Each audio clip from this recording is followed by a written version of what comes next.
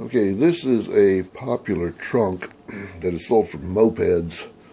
I mounted it to my bicycle, and of course you can see that I had to mount it back from the seat so the lid would open all the way to be able to put groceries or whatever in there.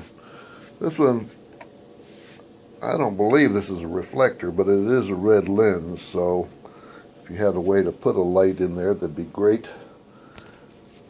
You'll notice this has a red button on the bottom of it. Got the key in it.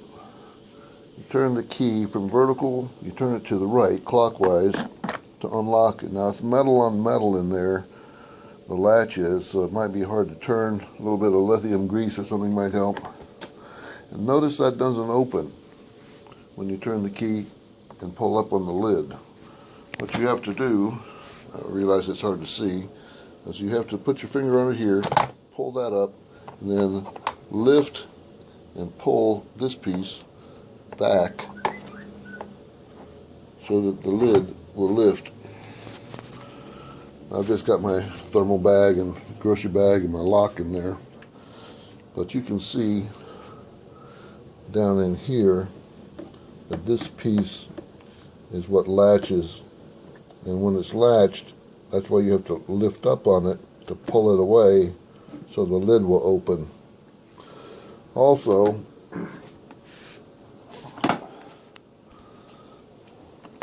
come under here, this is the quick release button. This releases it from the quick release frame down here. Unfortunately, I can't show you me doing that because it takes two hands to do it. I'll be right back. Okay, I have it off of the quick release frame mount, which is pretty straightforward. There's a cover that goes on here, and I'll show you that.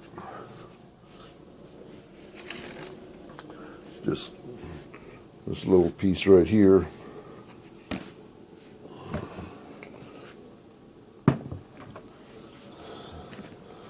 Goes on right here, but I wanted that off so I could show you basically how I had that mounted to a piece of wood, which is mounted to that frame thing I got from Kmart that broke. At least it didn't break in the main part, but the side pieces broke off. So I have this securely mounted there, and you can just put this on there. I don't really care about having it on there. It's just little tabs, as you can see, that hold it on, if it would focus. So I'm going to leave that off for right now. Alright, so here is where the problem is with a lot of these. This ramps down and has a slot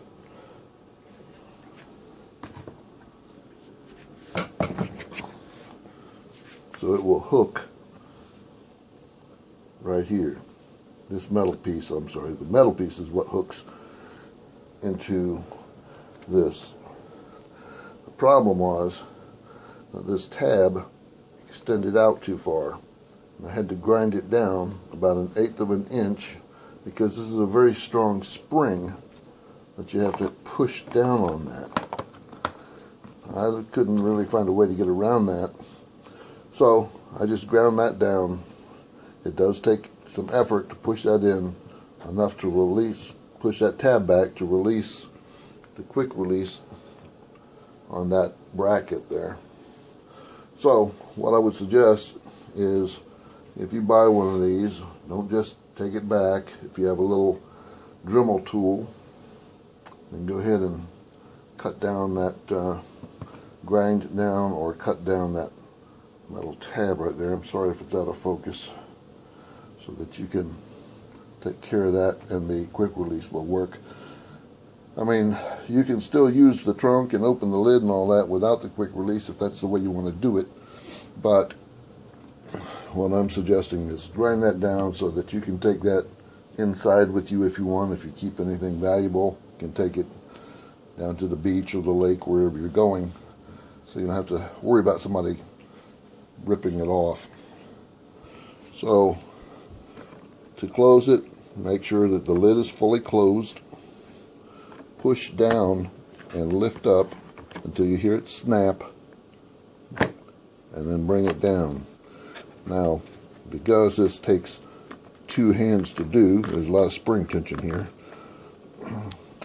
I'm going to have to use one hand to push this down, while the other hand is going to use to turn the key in a counterclockwise position to lock it, and I'll be right back.